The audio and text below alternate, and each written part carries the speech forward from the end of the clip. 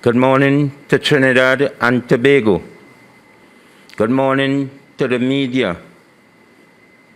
Good morning to all our special guests, and good morning also to my executive and my team. And I want to say a special good morning to all the scrapyard all over Trinidad and Tobago. Also, I want to say special mornings to the collectors, because I know you will be listening to this news conference because you want to hear what the association doing or what they will be saying concerning this shutdown. I must thank God for giving me back my strength and my life this morning, because after hearing this announcement Friday, my ears was ringing off with my phone. A lot of calls was coming through. A lot of people from outside of Trinidad and inside Trinidad. But before I go anyway, and before I make any more statement, Director, I want you to play the former Prime Minister of Trinidad and Tobago for me, please. The first responsibility that devolves upon you is the protection and promotion of your democracy. Democracy means more, much more, than the right to vote, and one vote for every man and every woman of the prescribed age. Democracy means recognition of the rights of others. Democracy means the equality of all in the eyes of the law. Democracy means equality of opportunity for all in education, in the public service, and in private employment. I repeat, and in private employment. Democracy means responsibility of the government to its citizens, the protection of the citizens from the exercise of arbitrary power and the violation of human freedom and individual rights. Democracy means freedom of worship for all and the subordination of the rights of any one race to the overriding right of the human race. Democracy means freedom of expression and assembly and organization. All that is democracy. All that is our democracy, to which I call upon all citizens to dedicate themselves on this our Independence Day. This is what I meant when I gave the nation as its slogan for all time: discipline, production, tolerance. Our national flag belongs to all of us. Our national coat of arms with our national birds inscribed therein is the sacred trust of all our citizens. So it is today. Please, I urge you, let it always be so. Let us always be able to say with the psalmist, "Behold how good and how pleasant it is for brethren to dwell together in unity." Thank you. I will like to let Trinidad and Tobago know I am not in a quarreling mood. I am in the mood to show facts and speak the truth. So I want you all in Trinidad and Tobago to know I am not guilty. I am not playing guilty. I am not guilty in this matter. And I want to make it very clear, the association will not play guilty. We is not guilty in this matter. And I will prove to you, Trinidad and Tobago, why the association not going to play guilty. And I will start from the starting. I will start when I came president of this association.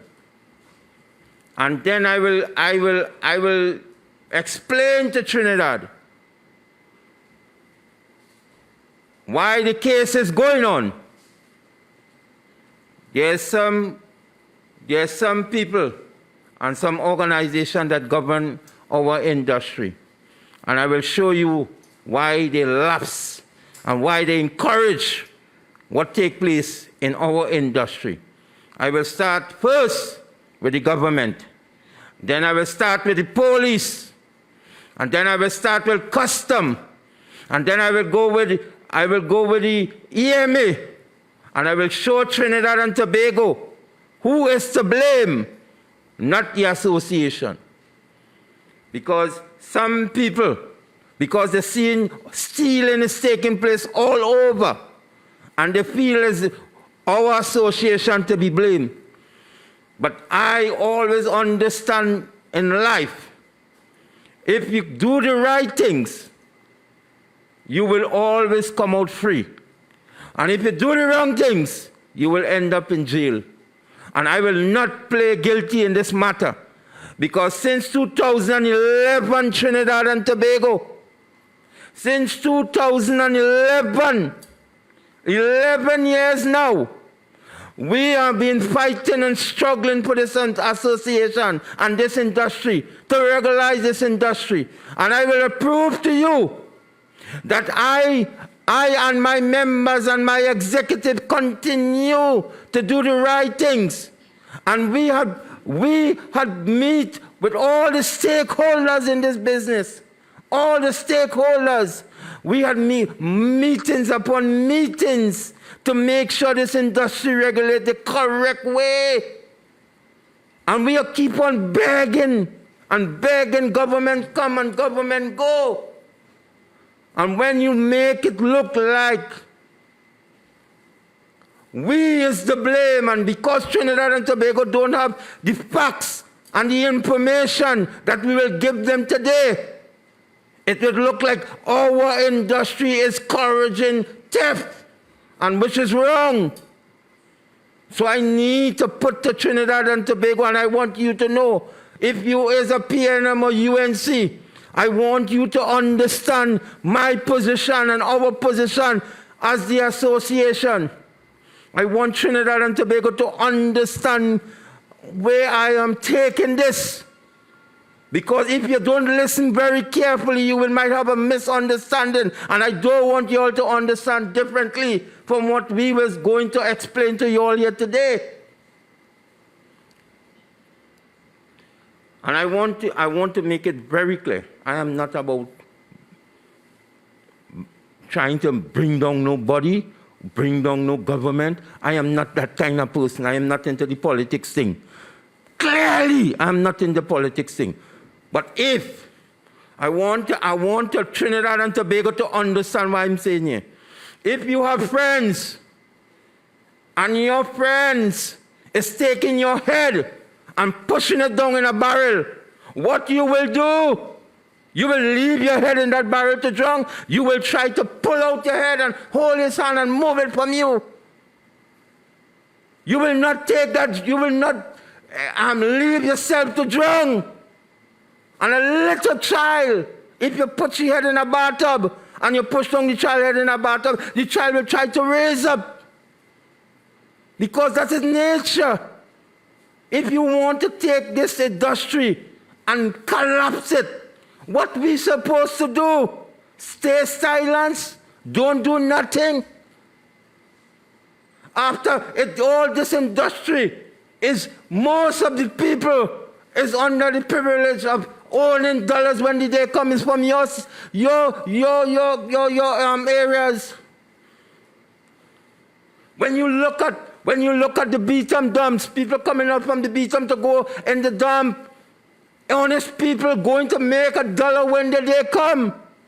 When you take this from us, what these people in the Beetham dump will do? When you take it from us, what the people in Arima dump in Dump Road, what they will do? These people make an honest $1 each and every single day. The people in Clarkson Bay dump so much, hundreds of thousands of people, hundreds of people. What they will do in Clarkson Bay dump also. These people make an honest $1 to feed a family daily. They don't have money like y'all. The people in Point 14 dump, what they will do? The people from all Laventille and all these areas that use bands to go and collect the material when they come to bring it to our yard, what these people will do? You expect them to come by you and ask you for $1. And I want to make the government clear, when you take this from us, you've done trying your best with public assistance. Don't you see this will put more pressure on the Treasury? Because of what you want to do to us. When you take this industry from us, what you will think will happen with all these thousands of people?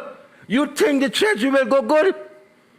And I want to make it clear also what will happen to all these scrapyards all over Trinidad.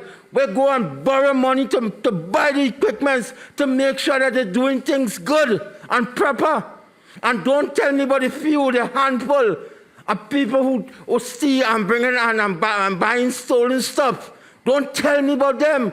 Because I will tell you what about the few police that it have in crime and getting locked up for all kind of things each and every day. Don't tell me that, because I'm nothing to trying to compare.